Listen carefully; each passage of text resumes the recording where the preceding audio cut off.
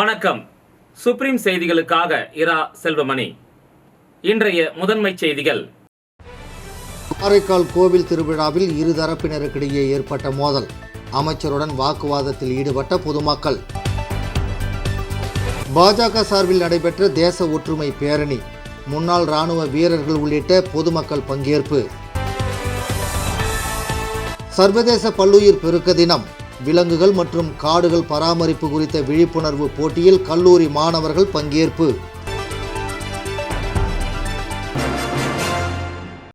காரைக்கால் கோவில் திருவிழாவில் இரு தரப்பினருக்கிடையே ஏற்பட்ட மோதலால் பரபரப்பு ஏற்பட்டது. புதுச்சேரி மாநிலம் காரைக்கால் சின்ன கோவில் 10 கிராமத்தில் பிரசித்தி பெற்ற அருள்மிகு முத்தழகி மாரியம்மன் கோவில் உள்ளது.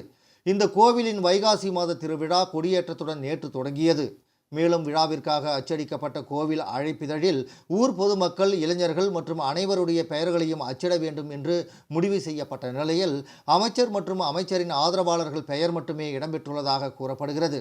இதனால் நேற்று நடைபெற்ற கொடியேற்ற விழாவிற்கு வருகை தந்த அமைச்சர் திருமுருகனை கோவில் உள்ளே நுழையவிடாமல் வெளியேறுமாறு சின்ன கோவில் 10 கிராமத்தைச் சேர்ந்த இளைஞர்கள் கடுமையான வாக்குவாதத்தில் ஈடுபட்டனர். ஒரு கட்டத்தில் சமாதானம் அடையாத இளைஞர்கள் கோவிலில் மின்சாரத்தை துண்டித்து அமைச்சர் திருமுருகனுடன் கடுமையான மோதலில் ஈடுபடவே கோவில் வளாகத்தில் பரபரப்பு ஏற்பட்டது. மேலும் கோவிலில் நடைபெறவுள்ள விழாவில் அமைச்சர் மற்றும் அவர் ஆதரவாளர்கள் கலந்து கொள்ளவே கூடாது. கிராமத்து இளைஞர்கள் ஒன்று கூடி அமைச்சருடன் கடுமையான மோதலில் ஈடுபட்டனர். இதனால் அமைச்சரின் பாதுகாவலர்கள் என்ன செய்வது என்று தெரியாமல் திகைத்தனர். மேலும் இளைஞர்கள் அமைச்சருடன் வாக்குவாதத்தில் ஈடுபட்ட சம்பவம் எந்தவித முடிவுக்கும் வராததால் தொடர்ந்து கோவில் வளாகத்தில் பதட்டமான சூழ்நிலையை நிலவியது. நிலைமை மோசமடையவே அமைச்சரின் ஆதரவாளர்கள் அமைச்சர் திருமுருகனை பாதுகாப்பாக நிறுத்தி வைத்துவிட்டு வாக்குவாதத்தில் ஈடுபட்டவர்களிடம் கடுமையான மோதலில் ஈடுபட்டனர். தொடர்ந்து நடைபெற்ற விழாவில் அமைச்சரை பங்கேற்காமல் சின்ன கோவில் 10 கிராம மக்கள் அமைச்சர் திருமுருகனை திரும்ப அனுப்பி வைத்தனர். ஆனாலும் இளைஞர்கள் அமைச்சருடன் தொடர்ந்து வாக்குவாதத்தில் ஈடுபட்டபடியே இருந்ததால் கோவிலில் பதட்டமான சூழ்நிலை உருவானது. இந்த வீடியோ தற்போது இணையத்திலும் வைரலாகி வருகிறது. புதுச்சேரி பாஜக சார்பில் நடைபெற்ற தேச ஒற்றுமை பேரணியில் கேரள பாரம்பரிய நடனமான தையம் நடன கலைஞர்களுடன் ஈரோடு முரசு கொட்டி தப்பாட்டத்துடன் பிரம்மாண்ட பேரணி நடைபெற்றது. பாகிஸ்தான் தீவிரவாதிகளால் காஷ்மீர் பகல்காம் தாக்குதலில் உயிரிழந்த பொதுமக்களுக்கு ஆபரேஷன் செந்தூர் மூலம் பதிலடி கொடுத்து தீவிரவாதிகளின் முகாம்களை அழித்த இந்திய இராணுவத்திற்கு நன்றி தெரிவிக்கும் வகையிலும் தேச ஒற்றுமையை வலியுறுத்தும் விதமாக ஆபரேஷன் செந்தூர் வெற்றி ஊர்வலம் புதுச்சேரி உருளையன்பேட்டை தொகுதி சார்பில் நடைபெற்றது. தொகுதியின் பாஜக பொறுப்பாளரான பிரபுதாஸ் தலைமையில் புறப்பட்ட பேரணியை பாஜக தலைவர் செல்வகணபதி தொடங்கி வைத்தார். பேரணியில் ஈரோடில் புகழ்பெற்ற முரசுக்கொட்டி கேரள பாரம்பரிய நடனமான தையம் நடன கலைஞர்களுடன் 3 கிலோமீட்டர் தூரத்திற்கு ஜெய்ஹிந்த் என்ற முழக்கத்துடன் பேரணியாக சென்றனர். இது பார்வையாளர்களை வெகுவாக கவர்ந்தது. புதிய பேருந்து நிலையத்திலிருந்து புறப்பட்ட பேரணி பிருந்தாவனம் பெரியார் சிலை அருகே முடிவடைந்தது. 3 கிலோமீட்டர் தூரத்திற்கு நடைபெற்ற தேச ஒற்றுமை பேரணியில் புதுச்சேரி உருளையன்பேட்டை தொகுதியைச் சேர்ந்த 100க்கும் மேற்பட்ட ஆண்கள், பெண்கள் கலந்து கொண்டு ஜெய்ஹிந்த் என்ற முழக்கத்துடன் தேசிய கொடியை கையில் பிடித்தபடி சென்றனர். பேரணியில் பொதுமக்கள், பள்ளி, கல்லூரி மாணவர்கள், முன்னாள் இராணுவ வீரர்கள் என அனைவரும் திரளாக பங்கேற்றனர்.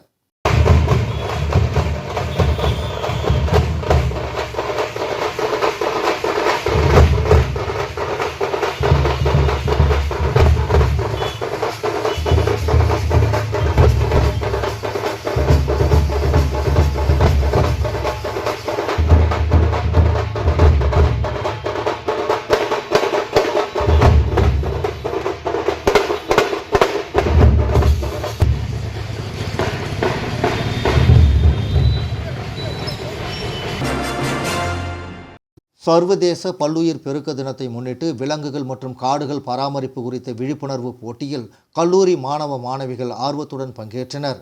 சர்வதேச பல்லுயிர் பெருக்க தினத்தை முன்னிட்டு விலங்குகள், காடுகள் உள்ளிட்ட அனைத்து உயிரினங்களும் பாதுகாக்கப்பட வேண்டும். அதுபோன்று மக்களிடத்தில் விலங்குகளின் முக்கியத்துவத்தையும் விலங்குகள் வசிக்கும் இருப்பிடத்தை பற்றியும் அதிகமாக விழிப்புணர்வு ஏற்படுத்தப்பட வேண்டும்.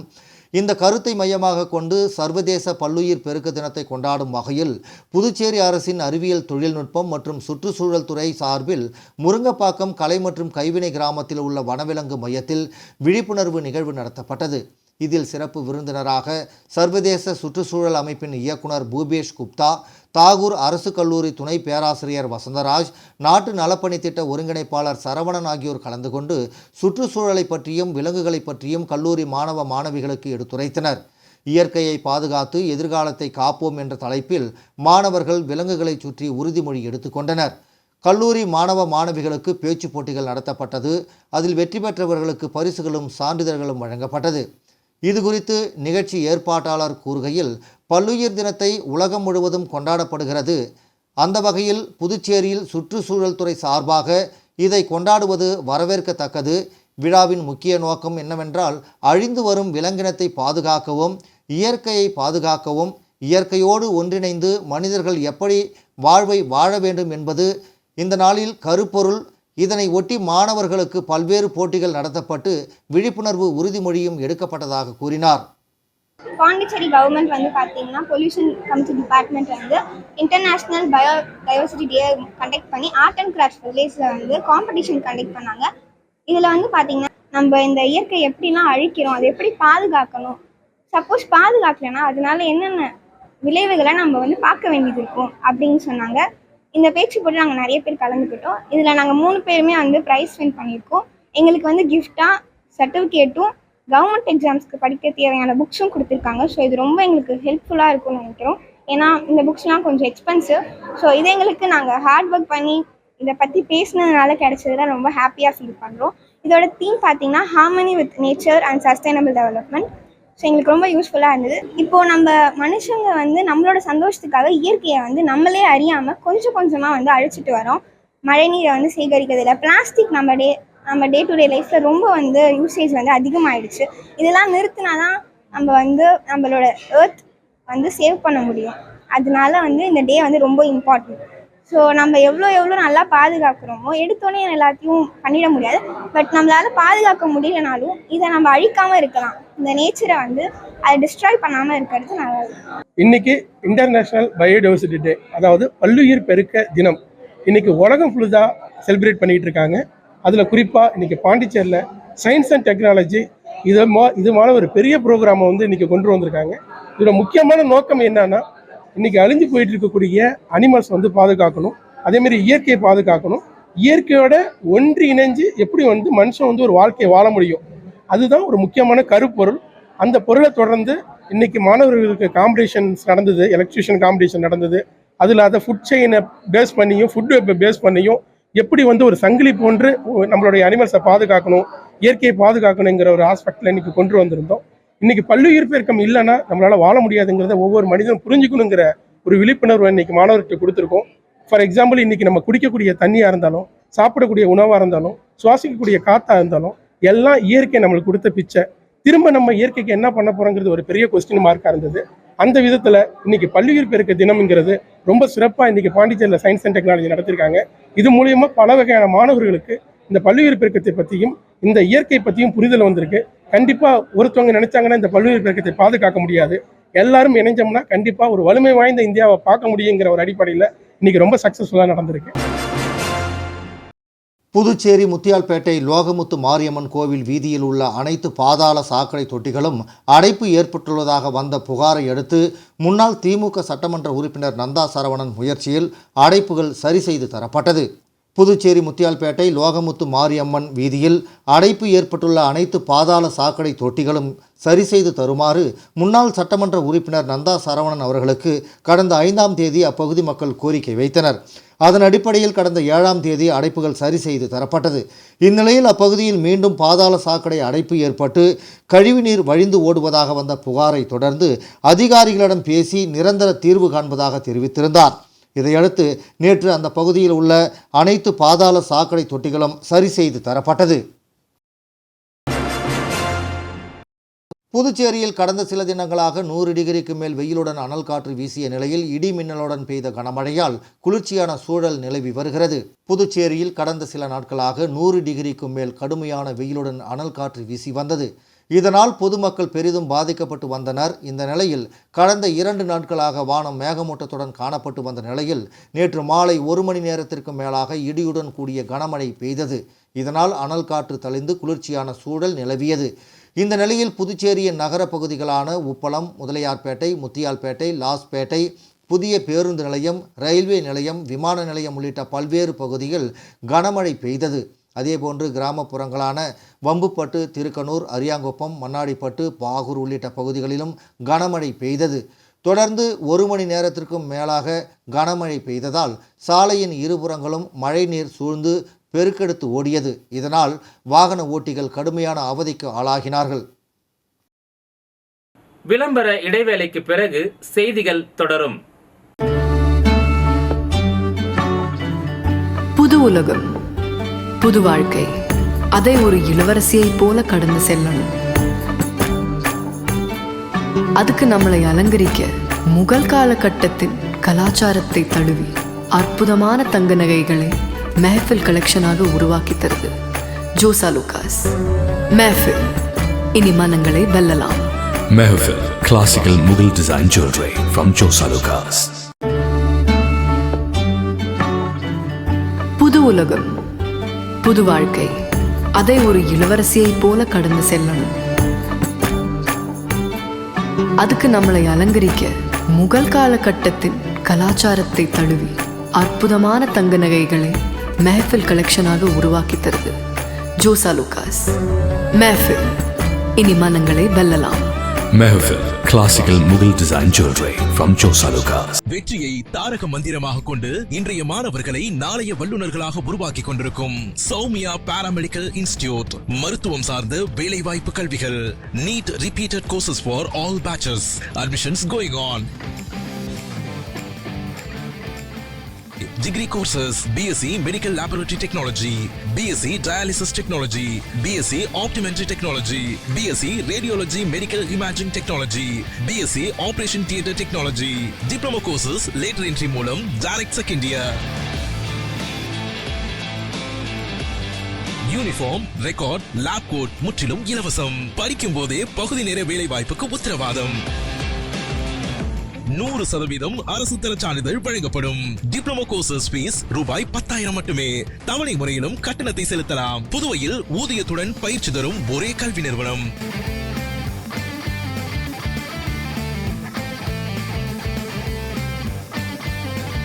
நமது Soumya paramedical institute, number 7, Koodapakkam main road, Villianur bypass, Puducherry. For contact 8220931846. Puducherry Natya Shastralaya இசை மற்றும் நடனப் பள்ளியின் ஆசிரியர்கள் குரு உமா ரமேஷ் மற்றும் குரு மாதவி ஜெயபிரகாஷ் நடத்தும் 15வது சலங்கை பூஜை விழா கம்பன் கலையரங்கில் சிறப்பாக நடைபெற்றது. புதுச்சேரி நாட்டிய சாஸ்திராலயா இசை மற்றும் நடனப் பள்ளியின் ஆசிரியர்கள் குரு உமா ரமேஷ் மற்றும் குரு மாதவி ஜெயபிரகாஷ் நடத்தும் 15வது சலங்கை பூஜை விழா கம்பன் கலையரங்கில் சிறப்பாக நடைபெற்றது. விழாவில் சிறப்பு விருந்தினராக புதுச்சேரி சட்டசபை சபாநாயகர் செல்வம், அரசு கொறடா ஏகேடி ஆறுமுகம், கலைமாமணி ராஜமாணிக்கம் மற்றும் பாரதியார் பல்கலைக்கூட முதல்வர் அன்னபூர்ணா ஆகியோர் கலந்து கொண்டு குத்துவிளக்கு ஏற்றி விழாவை துவக்கி வைத்தனர். நாட்டிய சாஸ்திராலயா இசை மற்றும் நடனப்பள்ளி புதுச்சேரியில் 4 பகுதியில் 300க்கும் மேற்பட்ட குழந்தைகளை கொண்டு பாரம்பரிய முறையில் பரதம் மிக சிறப்பாக கற்பித்து வருகிறது. மேலும் அனைத்து அரசு நிகழ்ச்சிகளிலும் அவர்களின் குழுவினர் பரதநாட்டியம் சிறப்பாக இடம்பெறுகிறது. புதுச்சேரி தமிழ்நாடு மட்டுமல்லாமல் மலேசியா, வியட்நாம் போன்ற வெளிநாடுகளிலும் பரதநாட்டிய நிகழ்ச்சிகள் நடத்தியுள்ளது சிறப்பு வாய்ந்தது. சகோதரிகள் குரு உமா மற்றும் மாதவி அவர்களுக்கு பாராட்டு தெரிவித்துக் கொள்கிறேன். தெய்வீக கலையான பரதநாட்டியத்தை அனைவரிடமும் ஒரு தொண்டனாக பல்வேறு கோவில்கள், கிராமப்புறங்களிலும் சிறைச்சாலைகளிலும் கொண்டு சென்ற பங்களிப்பை மிக சிறப்பாக செய்துள்ளதற்கு எனது பாராட்டுகள் என கூறினார். விழாவில் நாட்டிய சாஸ்திராலயா மாணவர்கள் 19 பேர் சலங்கை பூஜை நடனத்தில் பங்கேற்றனர்.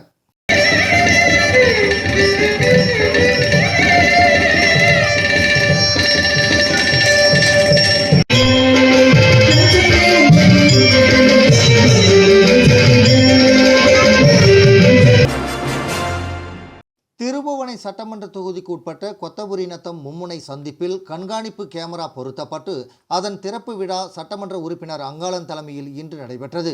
புதுச்சேரி மாநிலம் திருபுவனை சட்டமன்ற தொகுதிக்கு உட்பட்ட பல்வேறு இடங்களில் கண்காணிப்பு கேமரா பொருத்தும் பணி நடைபெறவுள்ளது. அதன் முதற்கட்டமாக இன்று கொத்தபுரிநத்தம் மும்முனை சந்திப்பில் உள்ள சன்னியாசிக்குப்பம் மற்றும் திருவண்டார் கோவில் சாலை சந்திப்பில் கண்காணிப்பு கேமரா பொருத்தப்பட்டு அதன் திறப்பு விழா நடைபெற்றது. சட்டமன்ற உறுப்பினர் அங்காளன் வேண்டுகோளுக்கு இணங்க மில்டன் கம்பெனியின் மேலாளர் ஒத்துழைப்புடன் கண்காணிப்பு கேமரா பொருத்தப்பட்டது. இந்த நிகழ்ச்சியில் திருபுவனை தொகுதியின் சட்டமன்ற உறுப்பினர் அங்காளன் கலந்து கொண்டு விழாவிற்கு தலைமை தாங்கி கண்காணிப்பு கேமராவை இயக்கி வைத்தார். இந்த நிகழ்ச்சியில் மேற்கு காவல் கண்காணிப்பாளர் வம்சிதா ரெட்டி, காவல் ஆய்வாளர் கீர்த்திவர்மன், உதவி ஆய்வாளர் கதிரேசன் ஆகியோர் கலந்து கொண்டு சிறப்பித்தனர். மேலும் இந்த நிகழ்ச்சியில் சட்டமன்ற உறுப்பினரின் ஆதரவாளர்கள், ஊர் பொதுமக்கள், இளைஞர்கள் உட்பட ஏராளமானோர் கலந்து கொண்டு விழாவினை சிறப்பித்தனர். மேலும் இதேபோன்று திருபுவனை சட்டமன்ற தொகுதிக்கு உட்பட்ட பல்வேறு இடங்களில் கண்காணிப்பு கேமரா பொருத்த நடவடிக்கை மேற்கொள்ளப்பட்டுள்ளது என்பது குறிப்பிடத்தக்கது.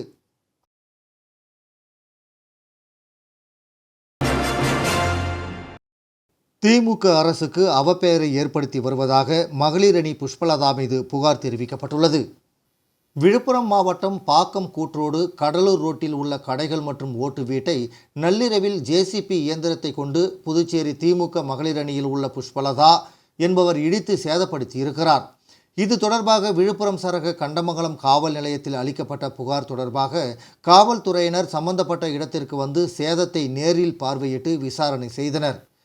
தமிழக முதல்வர் ஸ்டாலின் திமுகவினர் எந்தவிதமான அடாவடி செயல்களிலும் ஈடுபட்டு திமுக அரசுக்கு கெட்ட பெயர் ஏற்படுத்தக்கூடாது என தொடர்ந்து எச்சரித்தும் எதிர்வரும் தேர்தல் காலங்களில் இதுபோன்ற சட்டம் ஒழுங்கிற்கு குந்தகம் விளைவித்து இருக்கும் புஷ்பலதா மீது ஒழுங்கு நடவடிக்கை எடுத்து கட்சியிலிருந்து நீக்கம் செய்ய வேண்டும். குறிப்பாக சொல்லப்பட வேண்டும் எனில் காவல்துறை காவலர்கள் விசாரணையின் போது இது திமுக ஆட்சி, என்னை ஒன்றும் செய்ய முடியாது என அவர்களிடம் கண்ணிய குறைவாகவும் குரலை உயர்த்தி பேசுவதை வாடிக்கையாகவும் கொண்டவர் என புகார் தெரிவிக்கப்பட்டுள்ளது. காவல்துறை சட்டப்படியும் திமுகவின் கட்சி தலைமையும் பொறுப்பாளர்களும் திமுகவிற்கு கெட்ட பெயர் ஏற்படுத்தும் நபர் மீது நடவடிக்கை எடுக்க வேண்டும்.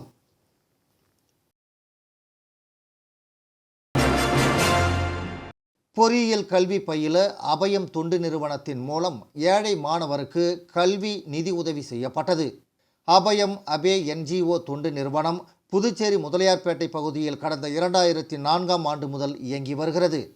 இங்கு ஏழ்மை நிலையில் உள்ள குழந்தைகள், மாணவர்கள் மற்றும் வறுமையுற்ற பெண்களின் மேம்பாட்டுக்காக பல சமூக நலப்பணிகள் தொடர்ந்து செய்யப்பட்டு வருகின்றன.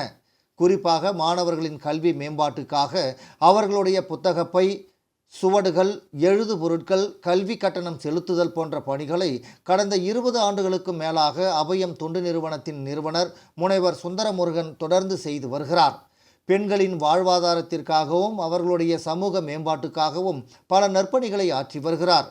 கடந்த வாரத்தில் ஐயப்பன் என்னும் 12ஆம் வகுப்பு முடித்து பொறியியல் கல்லூரியில் சேர்கின்ற நிலையில் இருக்கின்ற மாணவனுடைய பெற்றோர் தங்கள் குடும்பம் மிக்க வறுமையில் இருப்பதாகவும் தன்னுடைய மகனை பொறியியல் கல்லூரியில் சேர்த்து படிக்க வைப்பதற்கு இயலாத நிலையில் வறுமையில் இருப்பதாகவும் சொல்லி அபயம் தொண்டு நிறுவனம் சார்பில் கல்வி நிதி உதவி செய்தால் அந்த மாணவனை பொறியியல் கல்லூரியில் சேர்த்து பயில வைத்து முன்னேற்ற வைக்க முடியும் என்று அபயம் தொண்டு நிறுவனர் சுந்தரமுருகன் அவர்களிடம் கோரிக்கை வைத்தனர். அவர் அந்த மாணவனுடைய பெற்றோரையும் அழைத்து கொண்டு அண்மையில் பிரெஞ்சு நாட்டின் பெருமைமிகு விருதான செவாலியே விருது பெற்ற பிரெஞ்சு பேராசிரியர் முனைவர் வெங்கடசுப்பு நாயகர் அவர்களிடம் சென்று மாணவனின் மேல் படிப்புக்காக பொறியியல் கல்லூரி கல்வி கட்டணத்தை செலுத்துமாறு வேண்டினார். உடனடியாக கருணை மனம் கொண்ட அண்மையில் பணி ஓய்வு பெற்றுள்ள மிக சிறந்த மொழிபெயர்ப்பாளர், நாவலாசிரியர் செவாலியே டாக்டர் நாயகர் அவர்கள் ஐயப்பன் என்ற மாணவனின் பொறியியல் கல்லூரி படிப்புக்காக கல்வி உதவி செய்தார். அபயம் தொண்டு நிறுவனம் சார்பில் சுந்தரமுருகன் பேராசிரியர் செவாலியே நாயகர் அவர்களுக்கு நெஞ்சார்ந்த நன்றியை தெரிவித்துக் கொண்டார். மாணவன் சார்பில் பெற்றோர்களும் அவருக்கு நன்றியை தெரிவித்துக் கொண்டனர். மீண்டும் முதன்மை செய்திகள். காரைக்கால் கோவில் திருவிழாவில் இரு தரப்பினருக்கிடையே ஏற்பட்ட மோதல், அமைச்சருடன் வாக்குவாதத்தில் ஈடுபட்ட பொதுமக்கள். பாஜக சார்பில் நடைபெற்ற தேச ஒற்றுமை பேரணி, முன்னாள் இராணுவ வீரர்கள் உள்ளிட்ட பொதுமக்கள் பங்கேற்பு. சர்வதேச பல்லுயிர் பெருக்க தினம், விலங்குகள் மற்றும் காடுகள் பராமரிப்பு குறித்த விழிப்புணர்வு போட்டியில் கல்லூரி மாணவர்கள் பங்கேற்பு. இந்த செய்தி அறிக்கை இத்துடன் நிறைவு பெறுகிறது. வணக்கம்.